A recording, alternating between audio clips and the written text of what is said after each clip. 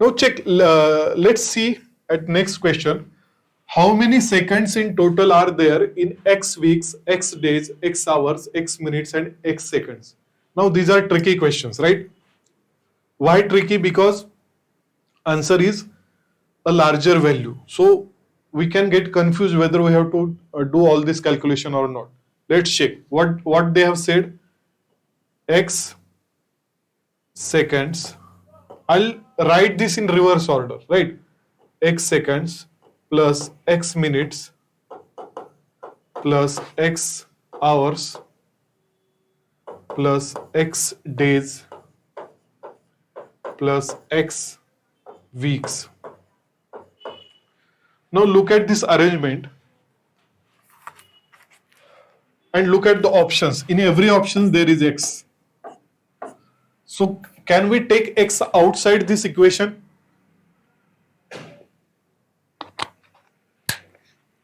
If X is present in every term, then we can take it outside. So in the bracket it remains 1 second plus 1 minute plus 1 hour plus 1 day plus 1 week. What is the question? How many seconds in total? Now we have to convert all these units into seconds. So 1 second plus 1 minute means 60 seconds plus 1 hour is 60 into 60, that is 3600 seconds. 1 day means 1 hour अगर 3600 seconds है तो 1 day में कितने hours रहते हैं? 24 hours. So 24 into 3600 और 1 week में 7 days 24 hours और 3600 seconds. इतने सारे seconds. We have converted everything into seconds, right? Now let's see.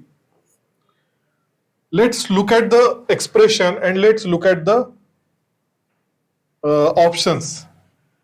Just check whether what will be the unit place of this calculation. Right? Here it will be 0 unit place. Here it will be 0. Here also 0. Here also 0. But here is 1. So unit place, our answer is going to be 1. So there are only two options which tell us that unit place is 1. Otherwise, here is 0 unit place. Here also unit place is 0. So both these options are wrong. Right? So in this way, we can eliminate few options also. Now let's look at remaining options. Here the value is 11,581. Here the value is bigger. So, and look at our expression. Now see, here it is 3600. Here 3600 into 24. It is more than 3000, right? And we are multiplying it with 24. So it is definitely going to be more than 70,000 because 24 into 3 is 72. So it is going to be more than 72,000. So our answer is going to be very large. But this option gives me only 11,581. So here that option we can discard. So answer is option number D. There is no need to do all the calculation. There is no need to do all the additions, right? So just smartly you can deduce the answer and you are not expected to calculate this. UPSC knows that people are going to solve this till end and they are going to waste their time. So it's a trick. So don't fall for that. By using your common sense, you can solve many questions. So this was one such question. So option number D is correct. Consider all 3-digit numbers without repetition of digits obtained using 3 non-zero digits which are multiples of 3. Consider all 3-digit numbers obtained using 3 non-zero digits which are multiples of 3. Which are the digits that are multiples of 3? 3, 6, 9. But consider all 3-digit such numbers. So I have to consider all the options which I can formulate using these 3 digits. So those options will be 369 is first, 396 is second, 639, 693, 936, 963. Right? These are the all the permutations of these three options, three digits. So what will be the sum? Consider all three digits number obtained using three non-zero digits which are multiples of 3. Let S be their sum. So we have to add them. So what will be the addition? 9 plus 6, 15 plus 9, 24, 27, 33, 36. Carry 3. 6 plus 3, 9, 3, 12, 21, 24, 33, 39. Carry 3. 12, 21, 27, 27 plus 6, 33, 36, 39. So 3996 is our sum. Which of the following is or are correct? So just check first option. S is always divisible. This is our S. This is our sum. So 3996 divided by 74 will be. So can we divide it directly by 74? Let's try. Or just divide it by 2. So it will become 37. Divide this by 2. 2 ones are 2. Carry 1. 2 nines are 18. 2 nines are 18. 1998 divided by 37. Let's check whether it is divisible by 37 or not. If this was 40, then it could have been divisible. The quotient would have been 5. So 37 into 5. So 37 5 are 185. 199 में से 185 अगर minus किए तो कितने बचेंगे? 148, right? 37 into 4 अगर मैंने किया तो 148 होगा. So it is completely divisible by 74. This sum is completely divisible by 74. Let's check whether S is always divisible by 9 or not. What is the test for 9? Test for 9 is all sum of the digits must be divisible by 9. Sum of the digits. So what is the sum of the digits? 9 plus 3, 12. 12 plus 9, 21. 21 plus 6, 27, which is divisible by 9. So this whole sum is divisible by 9. So both 1 and 2 are correct. Both 1 and 2 are correct. What is the remainder when 91 into 92 up to 99 is divided by 1261? It is divided by 1261. Now this is also a tricky question because you are not supposed to multiply the numerator. You have to just reduce it. Reduce the denominator with something in the numerator. So let's check whether 1261 is divisible by any number or not. Apply all the test. It is not divisible by 2. It is not divisible by 3, 4, 5, 6, 7. But it is divisible by 13. So I'll divide it with 13. 13 nines are 117. Carry 9, so it became 91. 39 sevens are 91. So and 13 का table अगर 91 को reduce करना है तो 13 sevens are 91. And this 97 will be get cancelled. So our denominator vanished. That means what will be the remainder when this whole number is divided by 2061? The remainder is going to be 0. So option number D is correct. Option number D is correct. Whenever you see some complicated calculation, just tell yourself that I am not supposed to do this calculation. There must be some twist. There must be some way to do it simply, as we seen in this example. Right? Consider the following statements.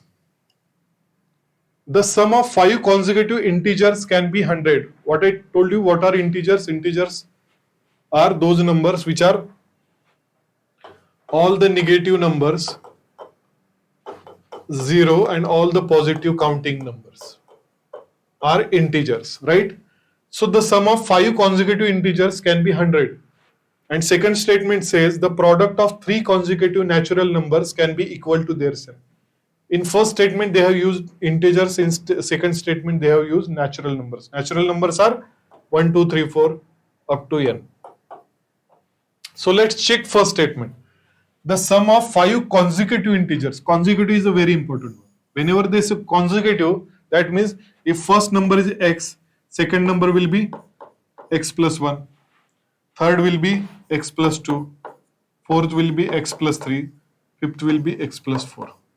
So these are the five integers and their sum is 100. So let's check. Their sum is 100. So what will be the sum? X, x, x. So those will be 5x plus 1 plus 2, 3 plus 3, 6 plus 4, 10 is equal to 100.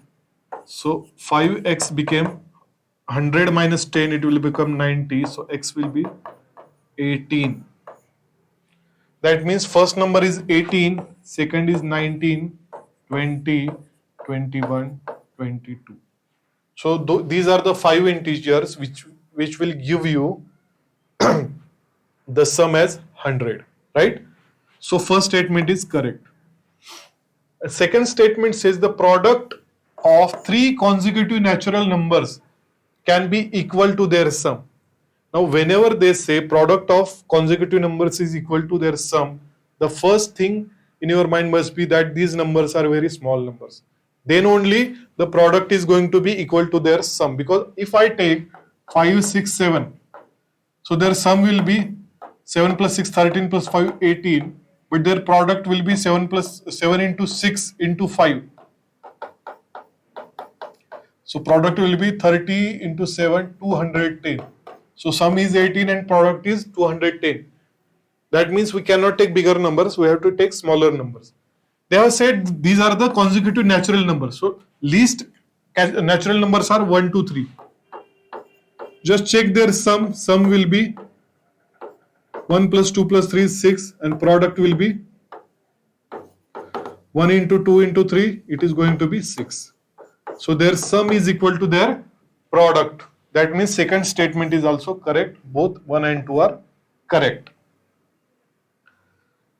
See how basic concepts are being asked every time. They don't want you to use any extravagant formula or any loophole or any trick or any instant method. They want to know that whether you have all the basics cleared or not, right? So till now we have only seen natural numbers, integers, tests of divisibility, etc. Right? Now let's look at this question. And common sense, most importantly. Let P be a 2-digit number and Q be the number consisting of same digits written in the reverse order. If P into Q is equal to 2430, then what is the difference between P and Q? See, what is P? P is a 2-digit number, right? X and Y, say these are the digits. And Q is the same number but in reverse order, so YX, right? So these are two numbers and their multiplication is what? 2430. Now this again, common sense comes into play. Look at the unit place of the product. It is 0, right? When 0 will come in the unit place, either X or Y is 0, but can we take X as 0? Then the other number will start with 0.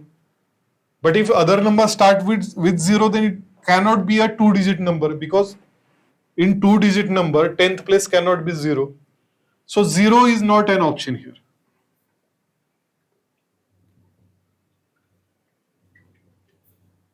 Right? So what are the other options so that we can get 0 at the unit place? Now see, 5 into 2 is 0. 5 into 2 is 0. So those numbers can be, if I take X as 2 and Y as 5, then first P will become 25. Right? So 25 into 52 can be one combination. But let's check. This is around 50, this is around 20. What will be the product here? it will be around 1000 something, right? But our product is around 2000. So this cannot be the combination. Other combination is 4 into 5. This also gives us 0 at the unit place. If I take x as 4 and y as 5, then that number becomes, again, this value of x I can write here and this value of y I can write here. So that number becomes 45 into 54.